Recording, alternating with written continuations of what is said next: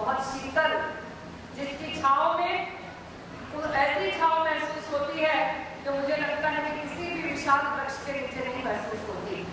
माँ के ऐसे स्वरूप की कल्पना सिर्फ भारतवर्ष में ही की गई है। वही एक परिवार की मुखिया होती है।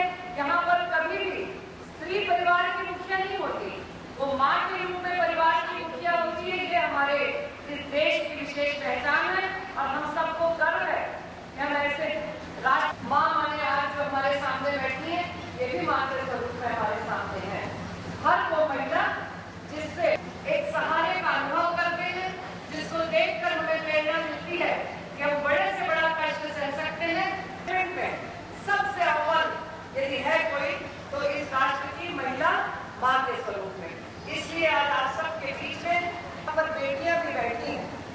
आज पूरे देश में पूरे ये चर्चा का विषय है कि इन बेटियों के अस्तित्व को बचाना की रचयिता होती है।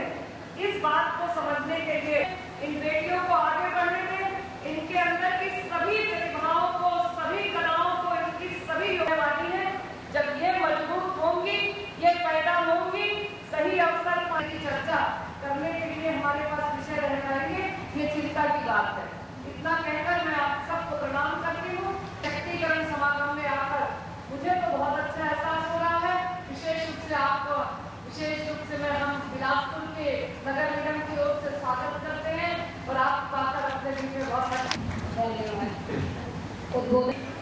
नगर निगम से और इस शहर की प्रथम नागरिक ये लोग सम्मानिया श्रीमती वाणी भाइयों बेटियों के लिए कहना चाहूंगी कि मुस्कुराकर कष्ट सहती जटिल हवाएं हैं, लू लपट को दूर करती जल्दी।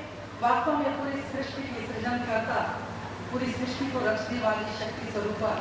कहते हैं कि ऐसी बेटियों के लिए, जैसा कि पूर्ववक्ता हमारी वाणी वाली जो कह रही थी, पूरे देश में ये चर्चा चल रही है कि जिस माँ के आंचल तले पूरा परिवार पल्लवित और विकसित होता है, उसी बेटी की जब आंगन में आने की खबर आती है तो पूरे परिवार में मायूसी छा जाए, ये विडंबना का विषय भी है।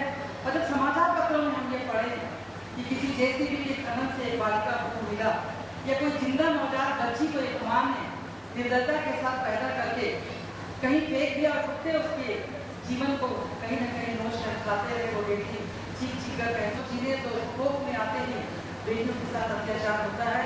माफ कीजिएगा, संत समागम में आप बहुत अच्छी बातें सुनेंगे, ममता मई माँ से आशीर्वाद भी मिलेगा, एक श्रद्धा दृश्य ऐसे देखने में आए जब महिलाओं की चोट मेरे हिंसा के रूप में होती है। बहनों, आप सबको इसके खिलाफ आना पड़ेगा। इस बंधन को तोड़कर वो निकल जाएगी तो आगे बढ़ने से कोई नहीं रोक सकता। 21वीं सदी की महिलाएं में दोनों पहलुओं को मैं बोल सकते हैं, अपनी उपलब्धियों को भी दिखा रही है। वाणी राव जी इसका बहुत ज्वलंत उदाहरण है। महिला आरक्षण ने भी एक महिलाओं को आगे बढ़ने का अवसर दिया। बेटियों को अवसर देने की जरूरत है।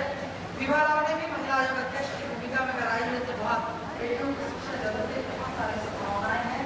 आज बेटियों को बस अवसर मिलने की बात है, लेकिन ऐसा होता नहीं है कि माँ को भी सबसे पहले संस्कार देना होगा। निश्चित रूप से माँ के रूप में आज हमारे जो यहाँ पर भूमिका में होंगी, लेकिन आपको भी समाज में आगे आने की जरूरत है। जो भी महिलाएं अत्याचार अन्याय के शिकार होना होगा, ये संकल्प लेकर जाना होगा कि अब कोई बेटी, अब कोई बहन हिंसा का शिकार न हो, क्योंकि भारत में ये इतिहास रहा है। यत्र नारी पूज्यते रमन्ते तत्र देवता, परिसद्भावना को रखने वाला संज्ञा की थी, लेकिन परिणाम जगमों